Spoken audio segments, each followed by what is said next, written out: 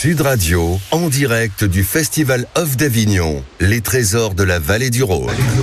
Et aujourd'hui, c'est avec Vanessa Martin. Vous pouvez mettre votre casque, n'hésitez pas. De toute façon, c'est du live, c'est une émission en plein air. Il y a des fraises pom, si vous le voulez.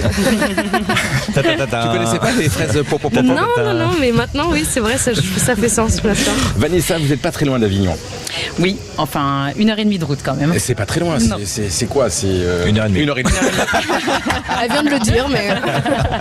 Après, on comprend ou pas. Hein. Voilà. Ça va, monsieur le professeur. Tout est relatif. Ça commence bien. Allez, c'est moins de 2 heures, on va dire, pour changer un peu. Le domaine que vous représentez, vous pouvez nous en parler? Bien sûr. Bah oui, vous êtes là pour ça aussi. Exactement. Alors, je travaille au domaine de la Bouvaude, qui est situé à Rousset-les-Vignes, en Drôme provençal, entre Nyons et Grignan. Et on est sur 17 hectares de vignes en agriculture biologique et on est sur un terroir à 450 mètres d'altitude, donc ça apporte une certaine fraîcheur dans les vins. Vous aimez le cinéma? Vous aimez les bandes annonces? Oui. Vous venez de faire un excellent teaser, puisque j'ai le réalisateur de cette émission qui me dit: Christophe, c'est le moment de la fraîcheur. Donc à tout de suite, on se retrouve derrière. Sud Radio. Sud Radio, Christophe Meillan, depuis le Festival Off d'Avignon. Merci d'être avec nous, merci d'avoir choisi Sud Radio jusqu'au 25 juillet. On fête ensemble les 60 ans de ce festival Off d'Avignon. Il y a une queue en face de nous énorme devant le Théâtre des Vents. Oui, Pascal Légitimus, vous pouvez regarder, il y a du monde. Il y a beaucoup de... Ces trucs pour... Comment ça s'appelle ces machins? Des ventilateurs? Ouais, c'est ça, beaucoup de ventilateurs.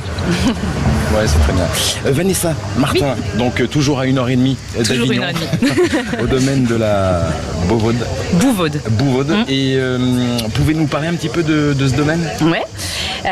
C'est un domaine, donc on 17 hectares de vignes en agriculture biologique, 15 hectares de rouge et 2 de blanc.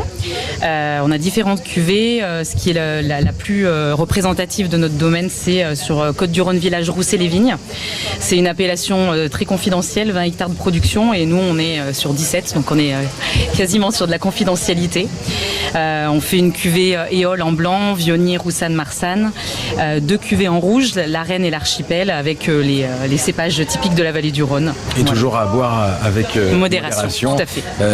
Gilles, tu es un amateur de vin? Je suis un amateur de vin, oui, alors toujours avec modération, oui. Effectivement, et j'apprécie particulièrement les Côtes-du-Rhône. Pascal, toi, juste avant de passer à la pause fraîcheur, tu nous disais que tu bois peu, mais tu goûtes. Voilà, c'est que moi je ne bois pas d'alcool, je ne fume pas, enfin il y a plein de choses que je réfute parce que je m'aime, mais qui valent loin ménage sa pirogue. Mais c'est vrai que les vins je les goûte, parce que comme j'ai des amis, quand j'en ai pas je les loue, et c'est vrai qu'à la maison j'ai une vieille cave de vieux rhum, une 50aine de bouteilles, et puis voilà, du blanc, du rouge, voilà. Et Emma, toi qui es beaucoup plus jeune que nous? Moi je les goûte mais je les crache pas. Moi je déguste, je savoure, je digère, je vais... Ça voilà. me rappelle tellement quelqu'un. Olé. Alors, Olé. Voilà, vive l'été, vive le bon vin. Ce serait sûrement mon épitaphe d'ailleurs. Ouais. Et vous avez une façon à vous de transmettre justement, d'aider les personnes qui viendraient pour la première fois découvrir vos caves? Oui, tout à fait. J'aime beaucoup entendre les deux discours parce que moi je suis vraiment pour. Il y a des gens qui boivent pas de vin et j'aime beaucoup l'idée de leur faire goûter, de cracher. La dégustation, c'est pas uniquement se bourrer la gueule, pour le dire clairement. S'enivrer. Je vois S'enivrer, tout à fait. Donc on peut faire ça, mais on peut aussi déguster autrement et c'est chouette d'accueillir des gens au caveau et puis de leur expliquer que ce qu'on appelle la rétro-olfaction, donc c'est un grand mot, mais pour dire que finalement tous les arômes sont là, même quand on recrache le vin. Donc je trouve que c'est une autre manière de consommer qui est intéressante. Et Yvan, toi qui es avec nous depuis tout à l'heure, tu consommes, tu goûtes, tu aimes ou tu n'aimes pas? J'ai été, j'ai la chance d'être ami et d'être proche d'un sommelier qui a été meilleur sommelier du monde, qui s'appelle Philippe Forbrac. Et c'est quelqu'un qui m'a ouvert justement toute cette connaissance, cette curiosité, quoi. Et c'est un monde en fait, on ouvre sur un monde que je connaissais pas et que j'adore. Hein. Et est-ce que Claude Nougaro aimait le vin? Alors, je pense que tu as la réponse en me posant la question. Oui, bien sûr.